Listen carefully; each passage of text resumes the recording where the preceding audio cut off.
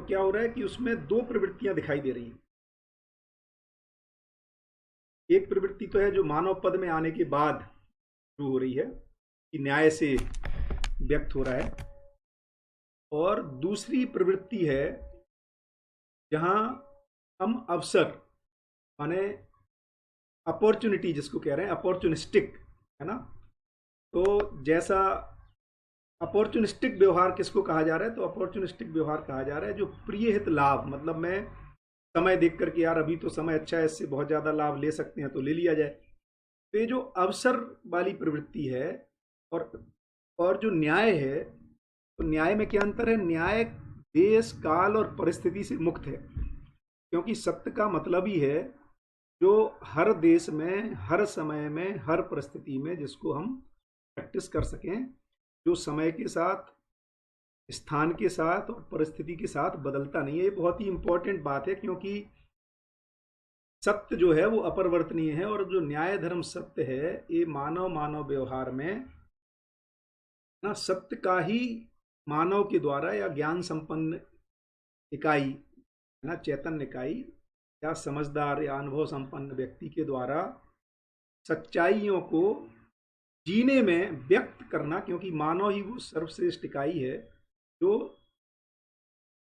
सच्चाई को as it is व्यक्त करने में सफल होती है, उसको व्यक्त करने में सफलता की बात कर रहे हैं।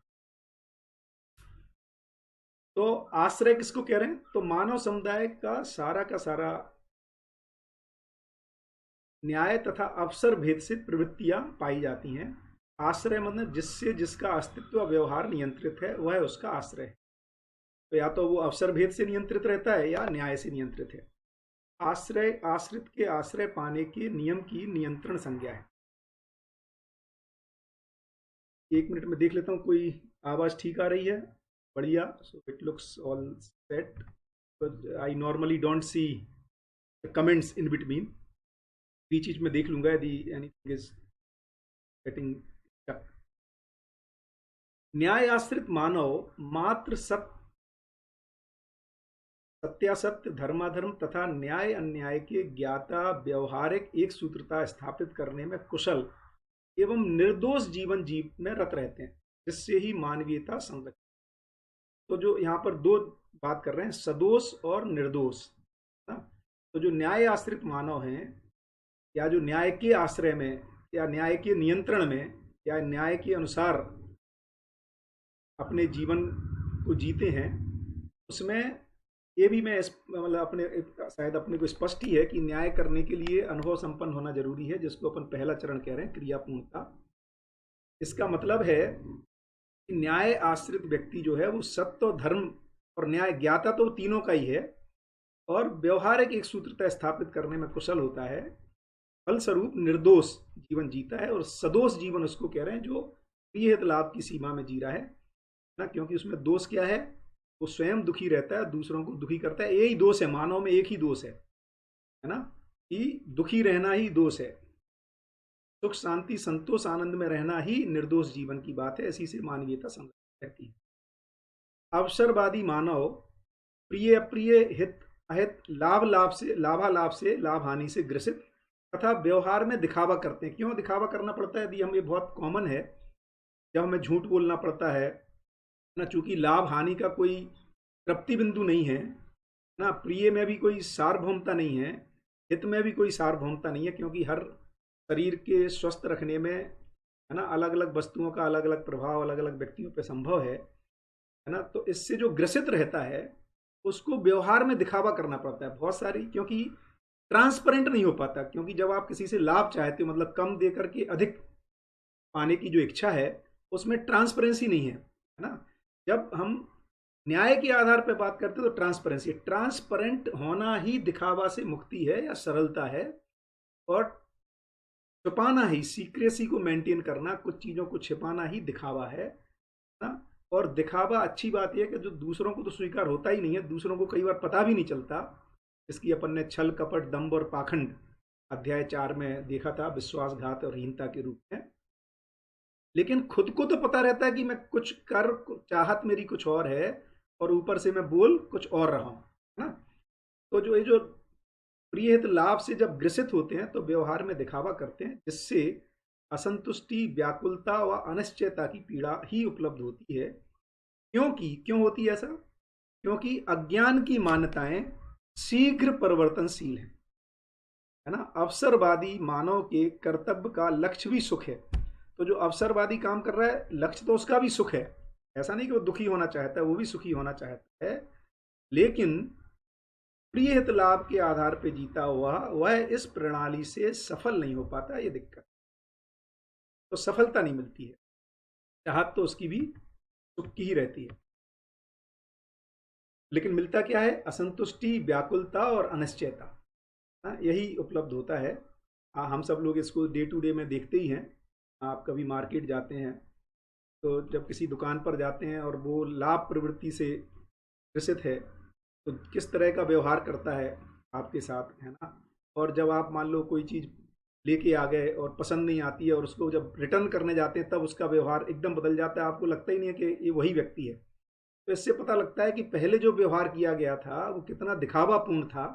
ये बहुत सारे उदाहरण से आप अपने उसमें देख सकते हैं, जिससे हम में भी असंतुष्टि होती है। भ्रम सिर्फ इतना रहता है, हमें लगता है ये संतुष्ट है और मुझे ये असंतुष्टि हुई।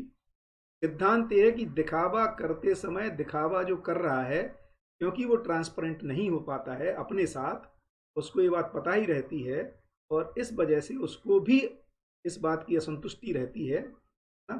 और केवल लाभ की वजह से उसको लगता है कि सब ठीक चल रहा है, बट स्वयं में, क्योंकि जीवन में जो क्रियाएं होती हैं, जीवन में जो बुद्धि नाम की चीज़ है ना, और जो जो चित्त नाम की चीज़ है, जो प्रयोजन को खोजता है, वो दिखावे से तृप्त नहीं हो पाता है। इस वजह से वह भी तृप्त नहीं, असंतुष्टि को महसूस करता है, व्याकुलता को भी महसूस करता है, अनिश्चयता की भी पीड़ा उसको भी रहती है और हमें भी, सामने वाले को भी होती है।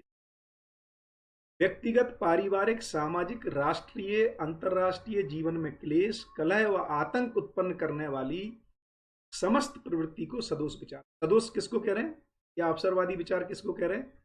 जो व्यक्तिगत लेवल पर, पारिवारिक, सामाजिक, राष्ट्रीय और अंतर्राष्ट्रीय जीवन में क्लेश, कलह व आतंक को उत्पन्न करने वाली जितनी भी प्रवृत्ति है उसको कह रहे हैं सदोष। और कारण क्या है इसका? क्लेश, कलह व आतंक का कारण केवल संग्रह, द्वेष, अज्ञान, अभिमान एवं भय। तो उसके रूट में कारण क्या है? संग्रह, इसी को जिसको अपन 5 बौद्धिक नियम कह रहे हैं, उसके जो विपरीत है ना। तो बौद्धिक नियम है असंग्रह, स्नेह, विद्या, सरलता, अभयता।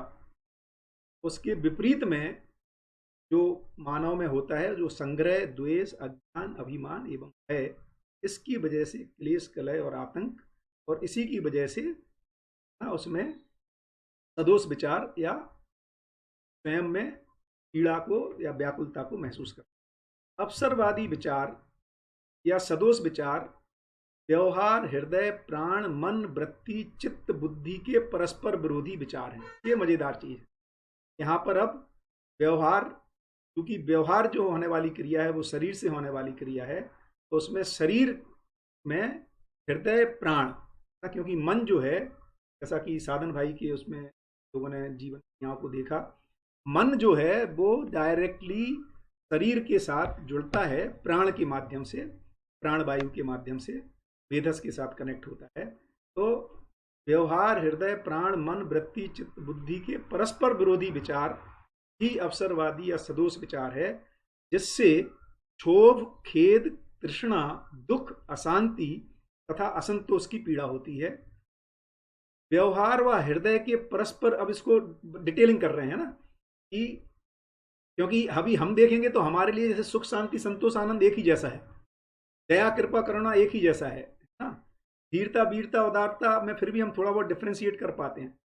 तो इन शब्दों में क्षोभ, खेद, ईर्षा, दुख, सुख, दुख, अशांति, असंतोष, है ना। तो उसको डिफाइन कर रहे हैं कि जब व्यवहार और हृदय के परस्पर विरोध से जो होता है उसको कह रहे हैं क्षोभ। हृदय व प्राण के परस्पर विरोध से जो होता है उसको कह रहे हैं खेद। प्राण व मन के परस्पर विरोध से तृषा, इसको मैं एक्सप्लेन करूंगा। मन व वृत्ति के परस्पर विरोध से दुख, और वृत्ति व चित्त के परस्पर विरोध से अशांति, चित्त व बुद्धि के परस्पर विरोध से असंतोष, तथा बुद्धि के आत्म विमुख होने से, क्योंकि बुद्धि में गलतियां नहीं जाती, बुद्धि या तो चुप रहती है, आत्म विमुख रहती है, इसी को कह रहे हैं अहंकार या अभिमान। तो मैंने एक पीपीटी बनाई है, उसको मैं यहाँ पे आपको इन सारे शब्दों को थोड़ा और स्पष्ट करने के लिए लेट अस उसको देख लेते हैं एक बार।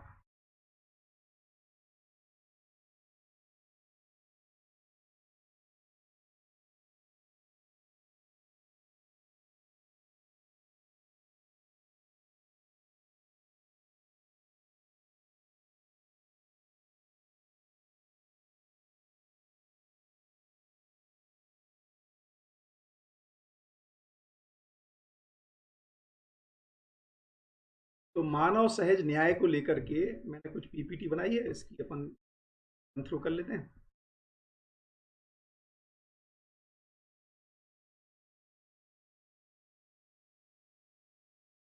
तो क्या चीज है, अवसरवादी वर्सेस न्यायवादी, है ना। तो अवसरवादी को कह रहे हैं सदोष विचार, है ना, या अमानवीय, या ऐसा विचार जो क्लेश, कलह, आतंक और भ्रम फल के रूप में देता है। जबकि न्यायवादी विचार कैसा है, निर्दोष है, मानवीय है, हर्ष, उत्साह, सहस्तित्व और निर्भमता को उसका फल है। और इसका कारण क्या है, अवसरवादी विचार के पीछे जो भी अपन ने देखा, संग्रह, द्वेष, अज्ञान, अभिमान, भय। और इसमें क्या दिक्कत है, शीघ्र परिणामवादी है। अवसरवादी का जो फल भी आता है, इसी को कह रहे हैं क्षणिक सुख के रूप में ही आता है ना, और बदलता है समय के साथ। तो समय के रूप में देखेंगे तो ये शीघ्र परिणामवादी है। जबकि न्यायवादी जो विचार है, जिसको अपन ने कहा नित्यवादी है, देश, दिशा, काल और परिस्थिति से मुक्त है। और आगे इसमें आएगा कि यही जो अवसरवादी विचार है, ये बुद्धि अथवा विज्ञानमय कोश की जागृति के अभाव में ऐसा हो रहा है ना? और इसी को आगे विकृत परिणाम भी कहा है। और न्यायवादी विचार होने के लिए बुद्धि में आत्मबोध होता है ना, इसलिए ऐसा विचार हम फिर कर पाते हैं न्यायवादी व्यवहार। और इसके परिणाम के रूप में सुकृत परिणाम, सुकृत और विकृत दो शब्दों को यूज किया है। आगे ये भी आएगा, है ना, इसको अपन जब आएगा तब ले लेंगे, है ना। अब यहां पर मैं बताना चाह रहा था किस तरह से जो ये जो तीन मैंने कारण, सूक्ष्म और स्थूल, है ना। तो स्थूल को शरीर कह रहे हैं, जिसमें प्राण और हृदय को यहाँ पे जो डिटेलिंग आई। और क्योंकि शरीर के माध्यम से मन शरीर के माध्यम से व्यवहार करता है, तो जब व्यवहार और हृदय में जब एक सूत्रता नहीं होती है, जब परस्पर विरोधी होता है, माने जब हम ऐसा व्यवहार करते हैं जिससे ना धड़कनें बढ़ जाती हैं, हम बहुत, है ना, दुखी हो गए, है ना, उसको अपन दुखी बोल रहे हैं, बट एक्चुअली वो क्षोभ है। उसको अपन और उसको डिटेल में पकड़ना पड़ेगा अपने ही जब हम अपने व्यवहार को और बारीकी में जांचेंगे, है ना। तो हम ये पाते हैं कि किसी किसी व्यवहार में हमारी धड़कनें बढ़ जाती हैं, या हृदय बैठ जाता है, ऐसा लगता है ना हृदय बैठ गया है ना। तो उसको कह रहे हैं कि वो क्षोभ है। और किसी किसी में हमारा जो सांस बहुत तेज हो जाती है, प्राण, ये सारा एक साथ ही होता है बाय द वे, है ना। तो खेद। और जो मन और प्राण के बीच में जो स्थिति बनती है विरोधात्मक, ना, उसको कह रहे हैं तिरसा। और जब मन वृत्ति के अनुसार नहीं चल रहा होता है ना, वृत्ति माने विचार हमारा कुछ और कहता है और मन कुछ और करता है, उसी को दुख कह रहे हैं। और वृत्ति और चित्त के बीच में हमारे में जब एक सूत्रता नहीं होती है, तो इसी को अशांति।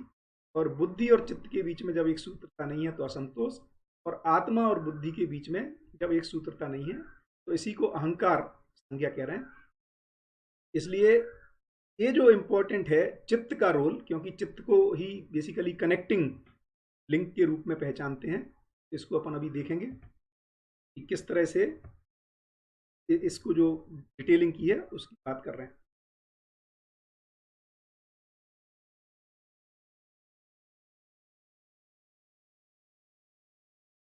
तो व्यवहार जो है, व्यवहार शरीर,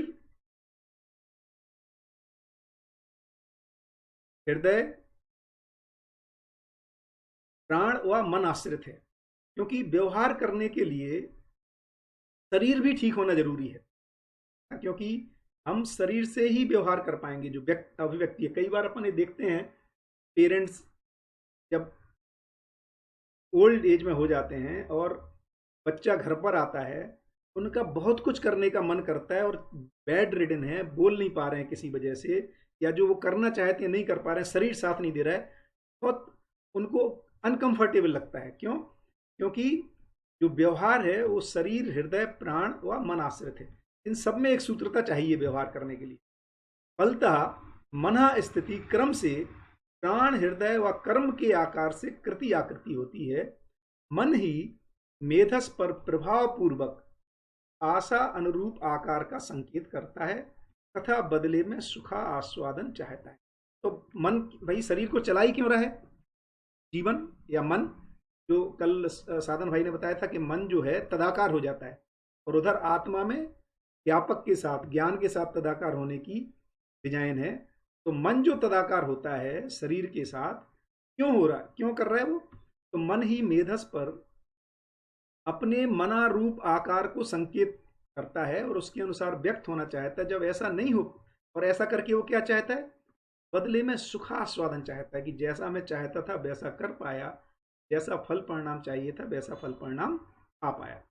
तो व्यवहार व हृदय, हृदय व प्राण, प्राण व मन, वृत्ति व मन तथा विरोध व निर्विरोध का प्रभाव, इन सारी चीजों का प्रभाव किस पर पड़ता है? मन पर ही है। क्योंकि मन ही रसज्ञ है या रसास्वादन करने वाली।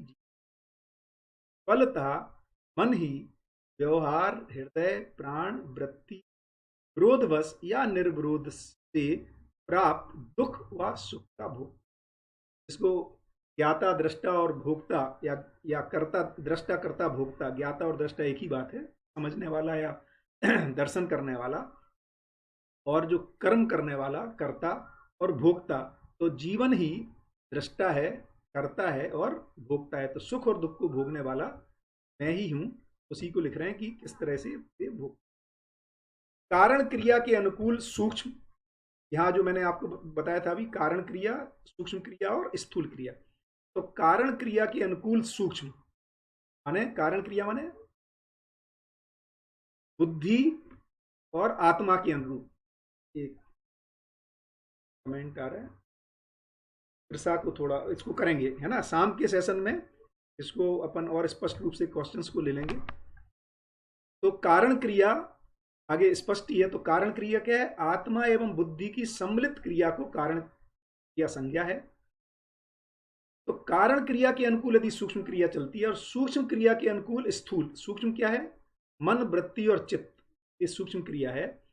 इसके अनुकूल स्थूल क्रिया अर्थात शरीर और व्यवहार क्रम से जागृति तथा फलस्वरूप समृद्धि व समाधान, तथा इसके विपरीत क्रम से, क्या विपरीत क्रम है? कि स्थूल के अनुसार हमारा सूक्ष्म क्रिया चले ना, और सूक्ष्म के अनुसार हम उस पर, कारण क्रिया तो संभव नहीं होता है, सूक्ष्म उसको प्रभावित नहीं कर पाता है, क्योंकि बुद्धि और आत्मा तो अप्रभावित रहते हैं गलतियों से, भ्रम से।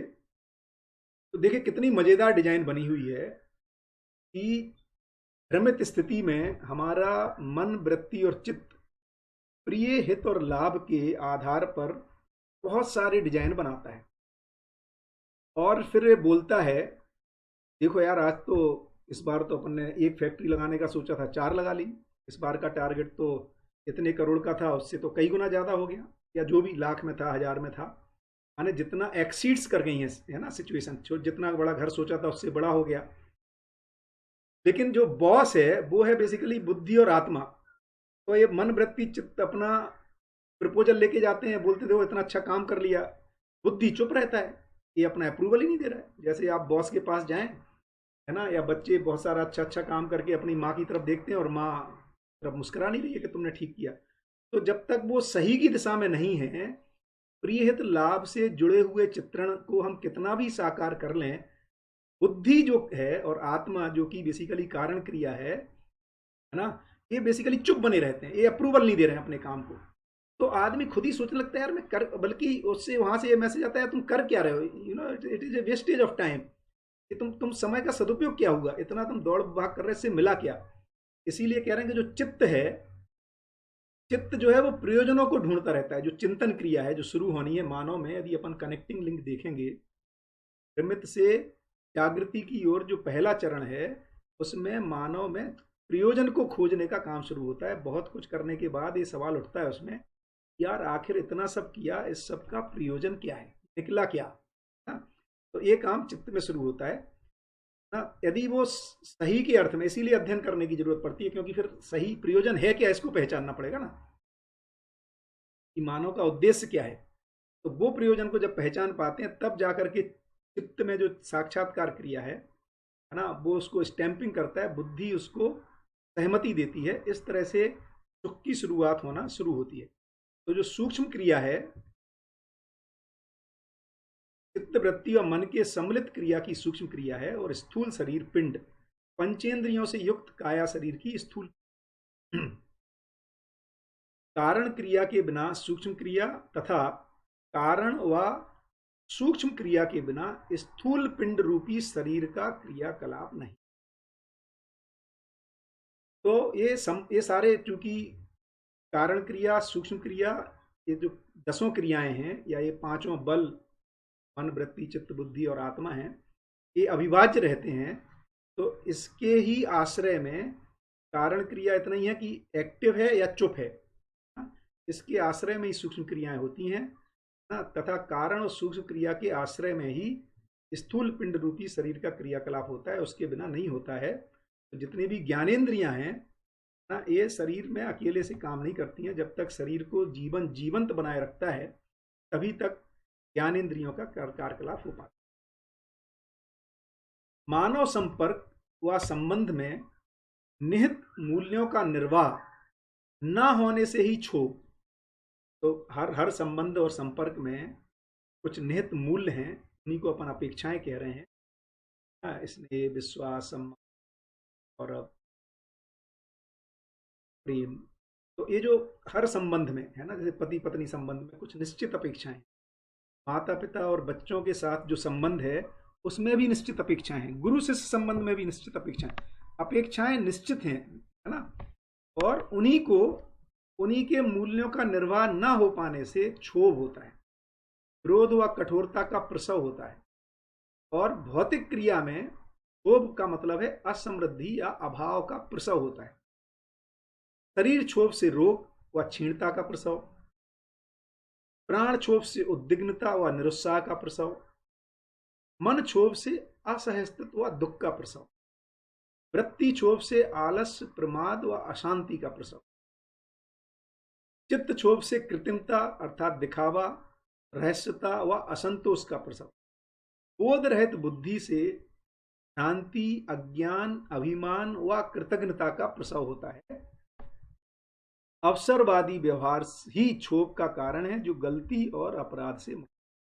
तो जितना भी अमानवीय, अवसरवादी है ना, या व्यवहार, जब हम प्रिय लाभात्मक व्यवहार है, उससे यही सारी चीजें का प्रसव माने उदय होता है, और जो गलती और अपराध से मुक्त नहीं। अवसरवादिता के शीघ्र परिणामवादी होने के कारण इसके व्यवहार में एक सूत्रता का अभाव रहता है। तो जितना भी अवसरवादी व्यवहार है उसमें एक सूत्रता स्थापित नहीं हो पाती। मन ही वृत्ति के साथ, वृत्ति चित्त के साथ, और चित्त में जो प्रयोजन पूछने की क्रिया है, अपने में ही जो हायर अथॉरिटीज हैं, सो टू से, है ना, कॉलोक्युअल लैंग्वेज में कहें तो, जो चित्त का जो हायर लेवल है, प्रयोजन चिंतन वाली या साक्षात्कार वाली क्रिया या बुद्धि और आत्मा, ये जो है उसमें एक सूत्रता, सूक्ष्म और कारण में एक सूत्रता स्थापित नहीं हो पाती है। एक सूत्रता के अभाव में आत्मोन्मुख बुद्धि न होने से, बुद्धि जो है आत्मा के उन्मुख न होने से बुद्धि में क्षोभ, और बुद्धि अनुयायी चित्त न होने से चित्त क्षोभ, और चित्त अनुयायी वृत्ति न होने से वृत्ति क्षोभ, और वृत्ति अनुयायी मन न होने से मन क्षोभ, और मनोनुकूल प्राण, हृदय, शरीर व क्रिया न होने से संपर्कात्मक व संबंधात्मक व्यवहार में मन क्षोभ, मन क्षुब्ध हो जाता है अर्थात दुखी हो जाता है। ऐसा देखते हैं अपने व्यवहार में। अब बुद्धि क्षुब्ध अर्थात अहंकार, अहंकार वाले व्यक्ति में क्या होता है, अहंकार वाला जो मानव है, जिसकी बुद्धि चुप है या क्षुब्ध है, मानव कैसे व्यक्त होता है। तो ऐसा मानव अपने ज्ञान को श्रेष्ठ माने रहता है, उसको लगता है मुझे सब पता है ना, ये कोरोना वायरस को भी कैसे रोकना चाहिए, पोल्यूशन कैसे खत्म होना है, मेरे पास सारा ज्ञान है। हाँ, ये बात अलग है कि हमारे परिवार में उस ज्ञान को हमारे अपने नकारे हुए हैं, हमारे अपने हमारे ज्ञान को नहीं सुन रहे, लेकिन दूसरों को देने के लिए उसके पास पर्याप्त ज्ञान बना रहता है और उसको ये लगता ही रहता है कि मेरा ज्ञान ही श्रेष्ठ है और बाकी कोई सुन नहीं रहा है, ये सब बेवकूफ़ लोग हैं, गलत लोगों के साथ आ गया। इसीलिए उसको वर्तमान से विरोध बना रहता है। उसका बॉस ठीक नहीं है, पत्नी ठीक नहीं है, बच्चे ठीक नहीं, माता पिता सुनते नहीं है। हाँ, तो मेरा ज्ञान ही सर्वश्रेष्ठ ज्ञान है। हाँ, ऐसा इसी का नाम है अहंकार। चित्त क्षुब्ध मानव अपने तर्क को श्रेष्ठ माने रहता है, उसको लगता है उसके पास जो लॉजिक है ना एकदम परफेक्ट है। हाँ, और वृत्ति क्षुब्ध मानव विचार व कार्य योजनाओं को श्रेष्ठ माने रहता है और मन क्षुब्ध विषय भोग को श्रेष्ठ समझता है। हाँ, तो जो लोग विषयों को एंजॉय नहीं कर रहे हैं, लगता है तो क्या आदमी हो, घूमने नहीं जाते हो छुट्टियों में। हाँ, तो विषय भोग ही श्रेष्ठ है। मैं जहाँ घूमने जाता हूँ, मैं पहाड़ पे जाता हूँ तो बढ़िया, मैं थाईलैंड जाता हूँ तो वो सबसे बढ़िया है ना, मैं पेरिस जाता हूँ तो सबसे बढ़िया। अच्छा, दूसरा भी बोलता है मैं भी पेरिस होके आया, तो बताएगा तुमने ये वाली जगह देखी, और आपने बोला नहीं देखी, बस तो फिर तो पेरिस जाना बेकार ही हो गया, क्योंकि वो तो उस जगह घूम के आया है। तो इस तरह से उसने जो विषय भोग किए हैं, उसने किस होटल में खाना खाया है, कहाँ होके आया है, वही श्रेष्ठ है, बाकी सब नेष्ठ है ना। फलस्वरूप वाद विवाद उत्पन्न होता है। अतः यह सिद्ध होता है कि अवसरवादिता ही वाद विवाद का मूल कारण, क्योंकि ये जो व्यवहार है, अपने ज्ञान को श्रेष्ठ मानना, अपने तर्क को श्रेष्ठ मानना, अपने कार्य विचारों को श्रेष्ठ मानना, अपने विषय भोग को श्रेष्ठ मानना, इसी का नाम है अवसरवादी कार्यक्रम, अवसर। क्योंकि यह अपराध से मुक्त नहीं है। यही अपराध है मानव के साथ। आप बोलो यार क्या बात कर रहे हैं, अपराध तो हम मानते हैं कि वो जो है ना संविधान में लिखा हुआ है, संविधान में स्थूल अपराधों का वर्णन है ना। ये जो सूक्ष्म अपराध है, क्या सूक्ष्म अपराध है, एक मानव का दूसरे मानव के साथ न्याय ना कर पाना ही अपराध है। हाँ, विश्वास का निर्वाह ना कर पाना ही अपराध। कृतज्ञता का निर्वाह अपने ही माता पिता या अपने जागृति में, उन्नति में जिस किसी से भी सहायता मिली है, उसको उसके प्रति कृतज्ञ ना हो पाना ही अपराध है। हाँ, अपने से श्रेष्ठ का सम्मान न कर पाना ही अपराध। अपने ही मानव के दूसरों के विचारों को ना सुन पाना, उनके विचारों का सम्मान ना कर पाना, ये सारे अपराध हैं। एक्चुअली हम अभी बहुत स्थूल सीमा में, क्योंकि मानव जागृति जो है वो स्थूल में ही जागृत हो पाई। अभी जो सही अर्थ में जो गलतियां और अपराध हैं, वो तो वैचारिक पक्ष में हो रहे हैं, क्योंकि सारा कार्य और व्यवहार तो विचार की सीमा में है। इसलिए ये जो अवसरवादी व्यवहार है, ये पूरा अपराध से मुक्त नहीं है। सत्य बोध ना हो पाना ही बुद्धि क्षोभ है। बुद्धि भी क्षुब्ध क्यों है, क्योंकि सत्य का उसको बोध नहीं हो पा रहा। तो वाद विवाद के लिए बड़ा जबरदस्त सूत्र है।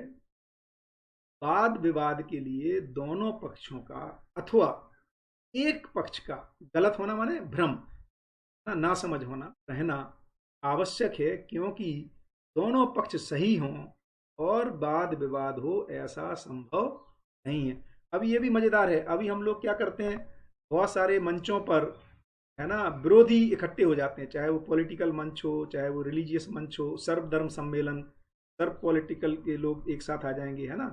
और फिर ये कहेंगे देखो हमारे में कोई है ना वाद विवाद नहीं है, ऐसा दिखावा करते हैं मंच पर। हाँ, लेकिन दोनों पक्ष यदि सही में एक सूत्रित नहीं है, हाँ, और एक पक्ष या दोनों ही पक्ष गलत हैं, तो वाद विवाद ना हो ऐसा संभव ही नहीं है। जिसी इसी बात को हम या तो मंच पर ही दिखने लगता है, या मंच से उतरने के बाद उनके कार्य व्यवहार से यही पता लगता है कि जो बोल रहे थे वो दिखावा था। एक्चुअल कार्य व्यवहार जब करते हैं तो उसमें वाद विवाद, विरोधाभास, द्वेष, हाँ, ये सारी चीजें, कलह जो पहले बताया वो दिखाई देती। तो अवसरवादी व्यवहार का मूल कारण यदि देखने जाएंगे तो बुद्धि अथवा विज्ञानमय कोश व जागृति का पूर्ण विकसित ना होना ही। यदि देखेंगे तो अवसरवादी व्यवहार का कारण क्या है, भाई क्यों ऐसा हो गया कि आदमी अवसरवादी व्यवहार कर रहा है, तो ये कोई गलती नहीं है। जागृति क्रम में ना, जब तक बुद्धि या जो विज्ञानमय कोश, किसी ने पूछा भी था शायद इसी दौरान इसको रखूंगा भी, कोष का यदि मिलेगा तो। जैसे अन्नमय कोष, प्राणमय कोष, मनोमय कोष और आनंदमय कोष और विज्ञानमय कोष, इस तरह से भी बाबा ने जो एक क्रम को बताया है विकास विकास और जागृति के, विकास क्रम और जागृति क्रम, तो इन कोषों का क्रमशः जो विकसित होने का क्रम है, तो कह रहे हैं कि अवसरवादी व्यवहार का मूल कारण बुद्धि का अथवा विज्ञानमय कोष व जागृति का पूर्ण विकसित ना होना है। विज्ञानमय कोष के विकसित नहीं होने से ही भ्रम तथा अज्ञान है, जो अवसरवादिता का द्योतक है। क्योंकि विज्ञानमय कोष, और एकदम मोटी भाषा में, एकदम सामान्य भाषा में देखें तो बुद्धि विकसित नहीं हो पाई। इसका क्या मतलब है कि हम जो भी काम कर रहे हैं, हम बुद्धूपने का काम कर रहे हैं। क्या मतलब हुआ इसका? तो लगता है हम बहुत बुद्धिमान हैं। तो हम जो बहुत बुद्धिमत्ता पूर्वक यदि हमने मिट्टी, पत्थर, कंकड़, है ना, अर्थात घर, गाड़ी, घोड़ा, इन सबको इकट्ठा कर लिया है, इकट्ठा, और उसके फलन के रूप में यदि हम सुख, शांति, संतोष को नहीं पा पाए, संबंधों में निर्वाह नहीं कर पाए, नहीं पत्नी बच्चों के साथ हम अपने मूल्यों के साथ नहीं जी पाते हैं, या समाज में हम भागीदारी नहीं कर पा रहे हैं, इसका मतलब ये हुआ कि ये बुद्धिमत्ता का काम कहाँ हुआ है? तो बुद्धूपने का काम हुआ। खूब मेहनत की, अच्छा मेहनत में कोई कमी नहीं है, हम लोग 10-10, 12-12, 14-14 घंटे काम कर रहे हैं, ऑफिस में, घर में, है ना, या वही सब चलता भी रहता है लगातार हमारे में। तो इसके बावजूद यदि जो फाइनली मानव की जो उपलब्धि होनी थी, वो तो सुख शांति होनी थी, यदि वो नहीं हुई तो फिर बुद्धिमत्ता का काम कहाँ हुआ? ये तो बुद्धूपने का काम हुआ।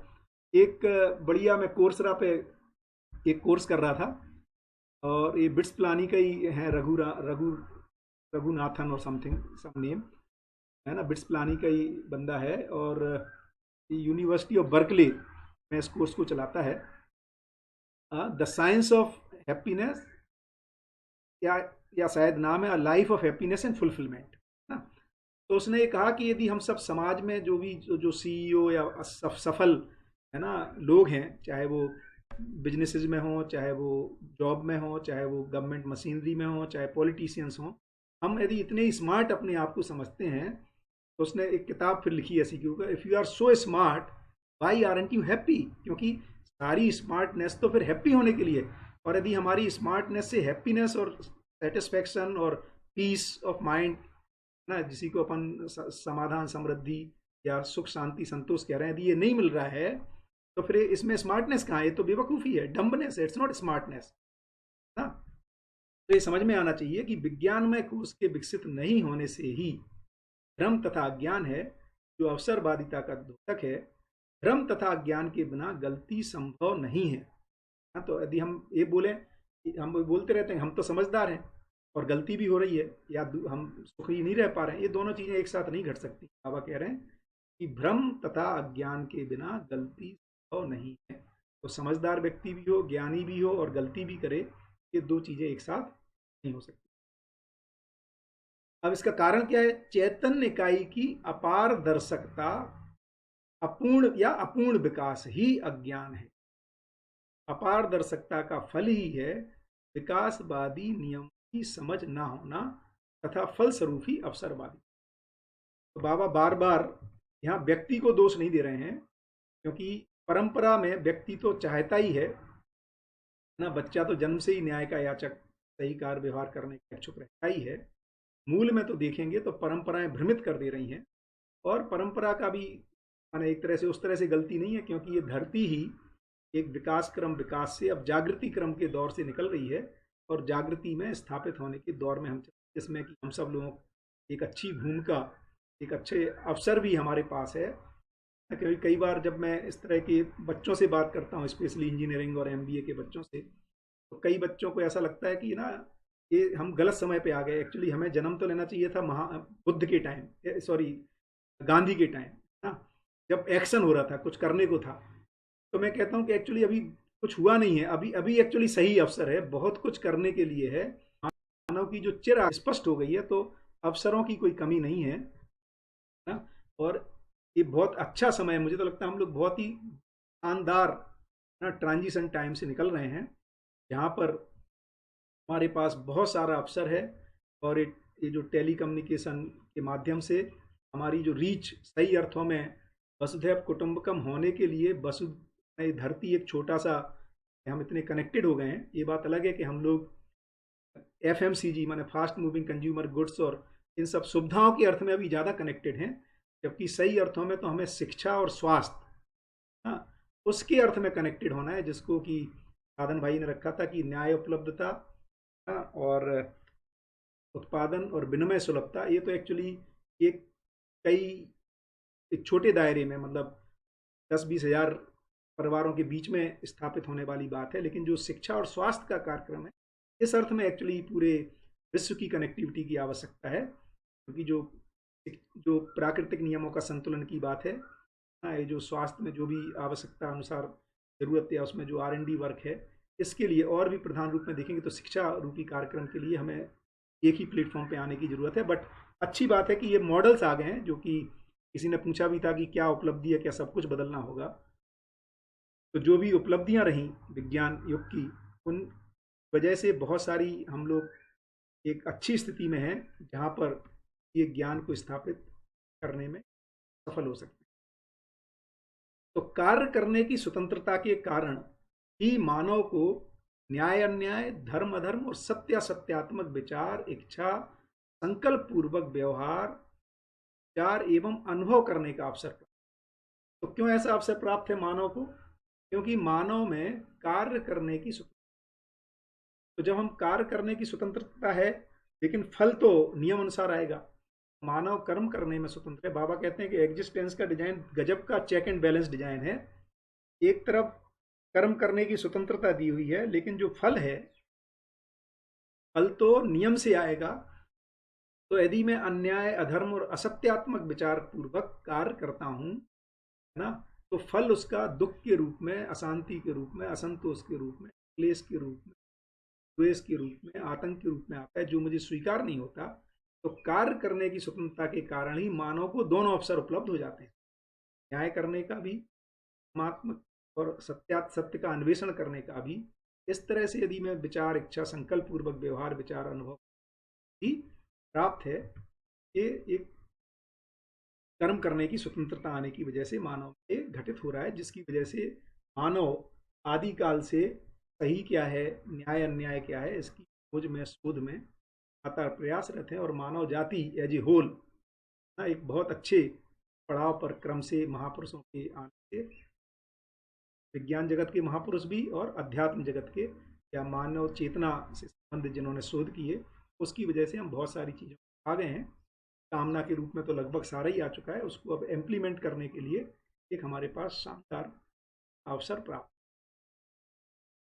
जड़ सृष्टि में बीज, परिणाम एवं प्राण के भेद से और चैतन्य जीवन में बीज, आशा व इच्छा के रूप में वंशानुसंगी, संस्कार अनुसंगी भेद से है।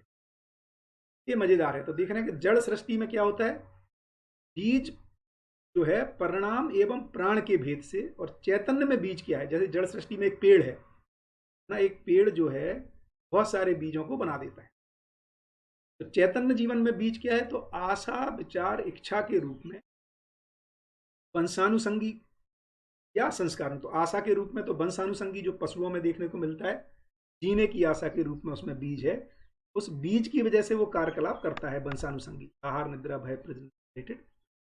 मानव में बीज क्या है, मानव किस लिए काम करता है, क्या आधार है, तो मानव में संस्कार ही बीज है। संस्कार मतलब सही की समझ, और जब तक सही की समझ नहीं है, तब तक जिसको भी सही मान लिया भ्रमवश, उसके अनुसार वो काम करता हुआ पाया जाता है। तो मानव में बीज जो है वो संस्कार के रूप में, जिसको कहते हैं ना बीज ही फलित होता है, अर्थात मानव ने जिसको सही माना है ना, तो मानव में बीज संस्कार के रूप में मन, वृत्ति, चित्त व बुद्धि में स्थापित होना। क्योंकि हर भ्रमित व्यक्ति के बौद्धिक है, बौद्धिक क्षमता का भेद ही मानव क्रियाकलाप में वैविध्यता का मूल कारण है। यहाँ पे बौद्धिक क्षमता का भेद का क्या मतलब है, भ्रमित स्थिति में बुद्धि चुप है, और जो चित्त में अपनी ही इच्छाओं को, अपने ही अधूरे ज्ञान को जो श्रेष्ठ मान लेना है, इस वजह से भ्रमित व्यक्तियों में बौद्धिक स्तर में अंतर या अलग अलग चीज़ों को अलग अलग व्यक्ति अपनी ही बातों को श्रेष्ठ माने रहता है, इस अर्थ में हम एक दूसरे के साथ अलग अलग दिखाई देते हैं और यही भेदभाव का वाद विवाद का कारण बनता है। तो बौद्धिक वैविध्यता के कारण ही मानव न्यायवादी तथा अवसरवादी व्यवहार अपने जागृति के अनुसार अपनाता है। और यहीं यदि हमारी में सत्य की सच्चाइयों की स्पष्टता हो जाती है बुद्धि में, तो वो न्यायवादी व्यवहार अपनाता है, वहां से वैविध्यता समाप्त हो जाती है। हम सब सही में एक के रूप में काम। बीज मात्र उद्भव के अनंतर प्रलय की ओर। तो बीज क्या होता है? जैसे एक आप आम का बीज लें ना, कितना जबरदस्त डिजाइन है। कुछ लोग मेरे से पूछे कि भैया ये जीवन में ये चयन आस्वादन विचार है ना, एक ये परमाणु में ये सब कैसे होने लगता है ना? तो देखो इतना सिंपल डिजाइन है। आप कभी आम खाते हैं, आम की गुठली को हाथ में लीजिए, है ना, और जामुन खाते हैं, जामुन की गुठली को लीजिए, सीताफल खाते हैं, उसकी तीनों को आप अपने हाथ में रखिए या साथ में रखिए। क्या उसको देख के लगता है कि यार ये आम की गुठली है ना, एक मिट्टी में अनुकूल वातावरण पा करके उसको क्या क्या तत्व चाहिए उसी मिट्टी से, हवा से, पानी से लेकर के आम जैसे फल को दे देती है। और ये जो जामुन की गुठली है, जामुन का जो बीज है, ये उसी मिट्टी में डालने से, 2 फीट दूर डालने से, है ना, ये उसी मिट्टी में से अपने अनुकूल चीजों को चयन कर लेता। तो ये जो चयन प्रवृत्ति है ये सेल स्ट्रक्चर में भी दिखाई दे रही है। तो ये कोई बहुत आश्चर्य नहीं है। एक्चुअली हम जड़ जगत का भी अध्ययन बहुत अच्छे से नहीं कर रहे हैं।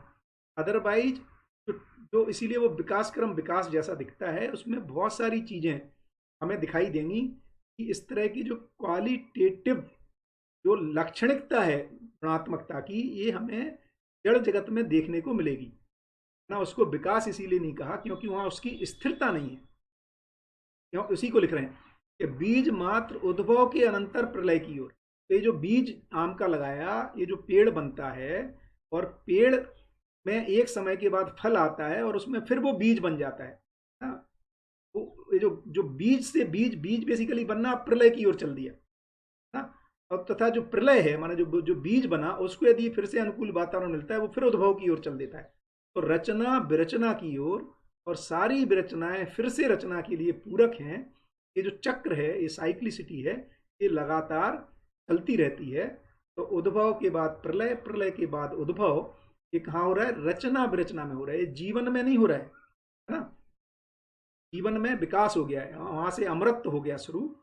तो एक रचना की विरचनाओं का क्रम है, और उसी के बाद जो जीवन गठन पूर्ण हो जाने के बाद एक परिणाम की स्थिरता आ गई। अब क्रिया पूर्णता का क्रम शुरू होगा। तो बुद्धि में अनुभवगामी अवधारणाएं अर्थात संस्कार, अनुभवगामी, कल साधन भाई ने बढ़िया से बताया था, किसी ने बताया था, तो कि अनुभवगामी अवधारणाएं क्या हैं? कि जो पहले पठन करना, उसका मनन करना, मनन के बाद उसके प्रयोजनों को पहचानना, उसके अपने लिए मेरे लिए उपयोगी है इस बात की स्पष्टता होना, और फिर यदि अवधारणाएं बनती हैं तो उनको जीने में देखना, जिससे कि वो अवधारणाएं पुष्ट होती हैं। उसको कह रहे हैं अब संस्कार बना। इसलिए शरीर की आवश्यकता है, क्योंकि कोई भी विचार कल्पना में आने के बाद उसको एग्जीक्यूट करने से, जो अपन ने पढ़ा था कि मानव जीवन जो है चैतन्य का, इस शरीर को चला ही रहा है सुखास्वादन के लिए। तो अपनी आकार को, जो मनाकृति को जब साकार करता है व्यवहार में और में, उससे होने वाली उपलब्धि को जब वो सुख की और समृद्धि के रूप में पहचानता है, उससे उसमें संस्कार स्थापित होता है ना? तो संस्कार, बुद्धि में प्राप्त अनुभवगामी अवधारणाएं अर्थात संस्कार क्रम से विचार व क्रिया में अव्यक्त होती हैं। यही संस्कार जो हैं हमारे विचार व क्रिया में व्यक्त हो जाते हैं, और क्रिया से प्राप्त विचार पुनः, अब जब हम कर्म करते हैं तो उससे जो फल परिणाम उपलब्ध होते हैं उनका भी मूल्यांकन होता है, पुनः अनुमान सहित अवधारणा में ये स्थित होते हैं। इस तरह से अवधारणा से अवधारणा का पुष्ट होते हुए, और जो नई, जो बाकी की बची हुई अवधारणा, क्रम से अवधारणा पूर्ण होना, उसी को कह रहे हैं फिर बोध है, अवधारणा।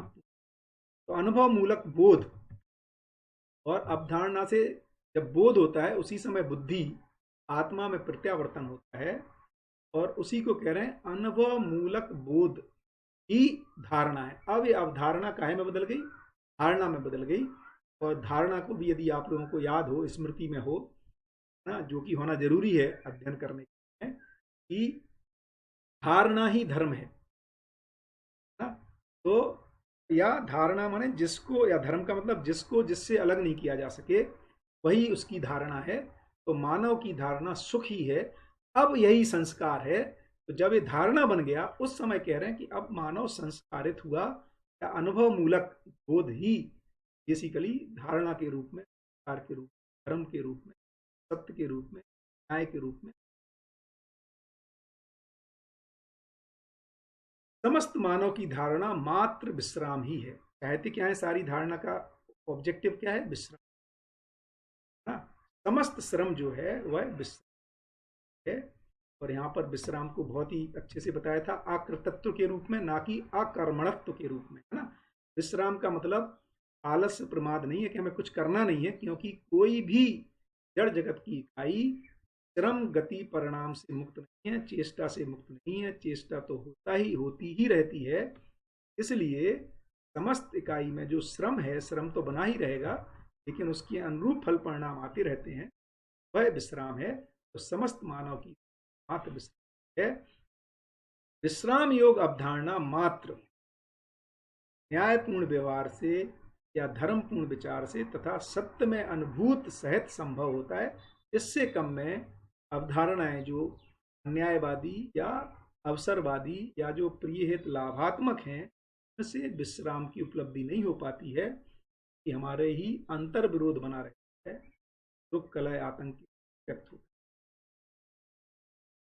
सत्य के आश्रय में धर्म और न्याय रहता ही है। धर्मपूर्ण विचार से तथा सत्य में अनुभूत है होती है विश्राम योग अवधारणा, और सत्य के आश्रय में धर्म तथा न्याय है ही।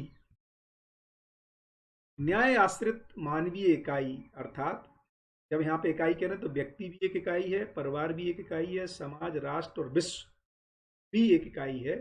तो न्याय आश्रित मानवीय इकाई द्वारा संपादित समस्त क्रिया तथा व्यवहार मात्र सुकृत परिणाम और परपाक फल हेतु कारण ही है। परपाक फल को श्रवण भैया ने बहुत अच्छे से समझाया था कि एक लंबे समय के बाद किसी फल का वो एक रिजल्ट आता है। जैसे हम एक बच्चे को बड़ा करते हैं पिता ना, तो उसका जो फल आता है, हम बच्चे को 3 साल का है, 5 साल का है, तो है ना, उसकी अवस्था के अनुसार जो उसमें माइल स्टोन्स देखने हैं। जैसे जो छोटा बच्चा है तो मुस्कुरा देता है, उससे ही हम खुश रहते हैं। उससे तोतली आवाज़ में बात करते हैं, वो भी तुतला के बोलता है, तो हम खुश रहते हैं। लेकिन यदि वही बच्चा जब 6 साल का हो जाए, 5 साल का हो जाए, फिर भी तोतली आवाज़ में बोलेगा, तो हम परेशान हैं। या जब वो छोटा है तो घुटनों के बल चलता है, तब हम बड़े खुश हैं। लेकिन वही बड़ा बड़ा हो जाए एक उम्र के बाद, जहाँ पे अब उसको पैर पे चलना चाहिए और फिर घुटनों से चले, तो नहीं चलेगा। तो क्या हो रहा है, जो फल है, तो फाइनली देखेंगे तो एक लंबी प्रक्रिया है माता पिता अभिभावक के साथ, अपने बच्चों के साथ, कि उनकी जो तृप्ति होती है जब वो बच्चा एक उम्र का होने के बाद, जिसको अपन 20, 21, 22 कह सकते हैं, जहाँ पर वो अपने ही स्वावलंबन के लिए कुछ स्किल्स को सीख जाता है ना, समाज उपयोगी काम करने लगता है, और साथ ही साथ समाधान को व्यक्त कर पाता है। अर्थात माता पिता से और जो समाज से, बड़ी लोगों से ना, बड़े लोगों से, गुरु से जो भी सहायता मिली उसके प्रति कृतज्ञ हो पाता है। यही माता पिता की और अभिभावकों की पूंजी है, जो कृतज्ञता के रूप में आगे आने वाले जनरेशन से व्यक्त होती है। तब जाकर के वो फलित हुआ हमारा सारा क्रम। और यही दुविधा हम आजकल बुजुर्गों में देखते हैं, वो ये पाते हैं कि वो सफल नहीं हो पाए। भौतिक रूप में उनके बच्चे सफल होते हुए भी जब वो बच्चों में उस तरह की कृतज्ञता नहीं देख पाते हैं, इसी को वो असफलता के रूप में मूल्यांकन, फलस्वरूप उनको लगता है कि उनका श्रम था वो व्यर्थ चला गया, और उस श्रम की एक पीड़ा अधिकतर लोग देती है। तो न्याय आश्रित मानवीय इकाई जो है, अर्थात व्यक्ति के रूप में, परिवार के रूप में, राष्ट्र के रूप में, विश्व के रूप में द्वारा संपादित समस्त क्रिया तथा व्यवहार मात्र सुकृत परिणाम परिपाक फल हेतुक ही हैं, जिससे ही समाधान एवं सह अस्तित्व है। न्याय आश्रित व्यवहार संपन्न समाज में मानवीयता तथा अति मानवीयता की प्रतिष्ठा स्पष्ट है। तो न्याय आश्रित जो व्यवहार संपन्न समाज है, ये मानवीयता और अति मानवीयता दिखाई देती है। बाबा जब लिखते हैं ना प्रतिष्ठा स्पष्ट है, तो लोग कई बार लगता है बाबा अभी कहाँ प्रतिष्ठा है। तो बाबा समय के इस परिस्थिति को नहीं बोल रहे हैं, वो कह रहे हैं यही प्रतिष्ठित है, माने ज्ञान ही प्रतिष्ठित होता है, न्याय ही प्रतिष्ठित है, क्योंकि यही मानव चाहता है, इसी में जाकर के उत्तृप्त को महसूस करता है। इस अर्थ में न्याय की ही प्रतिष्ठा है, अन्याय की प्रतिष्ठा नहीं हो पाती मानव समाज में।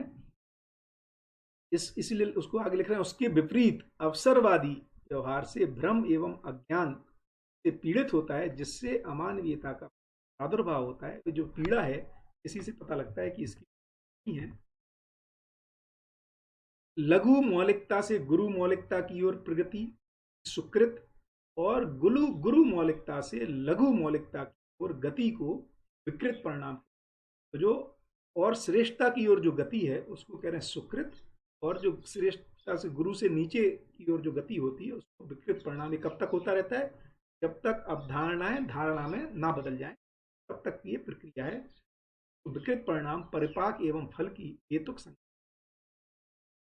मानवीय व्यवहार की दृष्टि, तो मुझे लगता है 3-4 मिनट बचे हैं। लेट मी सी सम कमेंट्स, और मैंने कुछ जो पीपीटी बनाई है उसको 2-4 मिनट अपन अभी देख सकते हैं।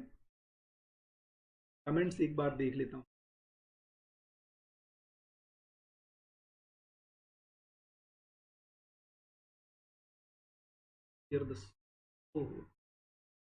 अच्छा, उस समय साउंड नहीं थी जब आरजी भाई देख रहे थे, वो तो वीडियो केवल पीपीटी ही रन कर रही थी सभी को। और बिल्कुल बिल्कुल आवाज गायब है, वो तो सुबह का समय चल रही थी भैया।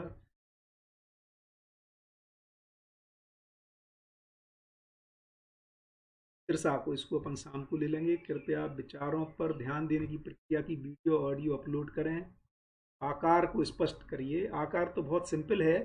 जैसे मेरे मन में एक आकार आता है कि ये घर बनाना है ना, तो उसका एक चित्रण होता है, उसके अनुसार उस आकार को हम साकार करते हैं, माने खाली घर बना देते हैं।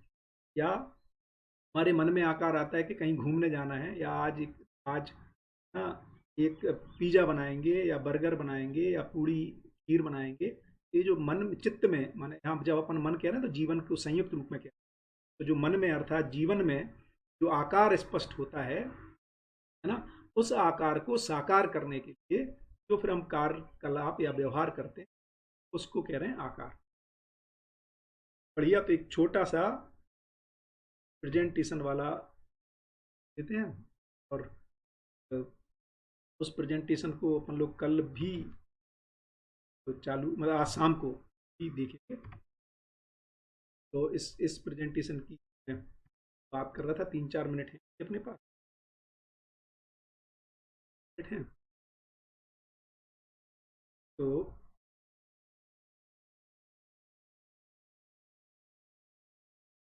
बढ़िया, तो कारण इस तो जो जो जो चर्चा आई है अभी तक की उसको एक बार समअप कर देते हैं। तो ये तो बढ़िया हो गया। अवसरवादी और न्यायवादी ये हमने बात कर ली ना। सदोष, इसका फल क्लेश कलह आतंक और भ्रम के रूप में, और इसका शीघ्र परिणामवादी है। संग्रह द्वेष अज्ञान अभिमान भय वजह से उत्पन्न होती है, जबकि उसकी जगह असंग्रह स्नेह विद्या सरलता और अभयता जो कि नित्यवादी है। और इसका कारण क्या है? क्योंकि बुद्धि में आत्मबोध ना होना या विज्ञानमय कोष की जागृति के अभाव में ऐसा होता है, और बुद्धि में आत्मबोध होने के बाद हम न्यायवादी विचार कर पाते, जो अभी सुकृत और विकृत परिणाम। ये जो बात आई कारण सूक्ष्म और स्थूल, तो इसको कह रहे हैं कारण क्रिया। आत्मा और बुद्धि के संयुक्त स्वरूप को कारण क्रिया, और चित्त वृत्ति और मन के संयुक्त स्वरूप को सूक्ष्म क्रिया कह रहे हैं। और फिर प्राण हृदय को स्थूल, और इन शरीर और जीवन के माध्यम से होने वाले को फिर व्यवहार कार्य व्यवहार, और इसमें होने वाले जो क्रम है, और इसी में जो पॉजिटिव क्रम है कि मन और वृत्ति में होने से सुख, इनमें एक सूत्रता होने से, और इस तरह से सुख संतोष आनंद आत्मा जब व्यापक में अनुभूत होती है तो उसी को परमानंद, जो पहले के चैप्टर। तो होता क्या है? बुद्धि में जो आया सत्य बोध का अभाव, है ना। सत्य बोध का अभाव होने से अपने ज्ञान को बुद्धि श्रेष्ठ मान ली, तो अपन ने अहंकार कहा। ये एक्चुअली चित्त में होने वाली क्रिया है ना, जो ऐसा लगता है कि क्योंकि बुद्धि तो चुप है, तो चित्त ने ही अपने ही मतलब चित्रणों को श्रेष्ठ माना ना, या अपने तर्क को श्रेष्ठ मानने से चित्त क्षुब्ध कह रहे हैं उसको। बुद्धि क्षुब्ध माने चुप है बुद्धि, अपने ज्ञान को जो श्रेष्ठ मान लिया जीवन ने, और वृत्ति में अपने ही विचार और कार्य योजनाओं को श्रेष्ठ मान लिया, और मन ने जो विषय भोग को श्रेष्ठ मान लिया, उसकी वजह से ऐसा हो। अब जबकि होना कैसा है, तो यदि सही अर्थों में देखेंगे तो आत्मा को सत्य का अनुभव होना है, अर्थात व्यापक का सहस्तित्व। बुद्धि में संस्कार स्थापित होना है, अर्थात सही की स्वीकृतियां होनी है। चित्त में सत्य का साक्षात्कार होना है।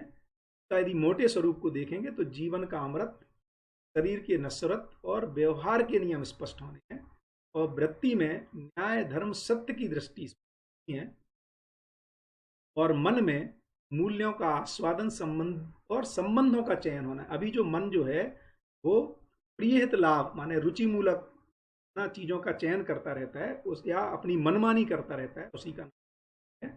उसकी जगह मूल्यों का आस्वादन और संबंधों का चयन होना है, जिससे स्थूल शरीर के द्वारा जीवन और स्थूल शरीर के संयुक्त स्वरूप में न्यायपूर्ण व्यवहार और नियमपूर्ण कार्य को हम कर पाएंगे। तो मुझे लगता है अभी समय हो गया, इसको सेकंड सेशन में और भी है ना जो Q&A है वो अपन ले लेंगे। तो सभी का बहुत बहुत धन्यवाद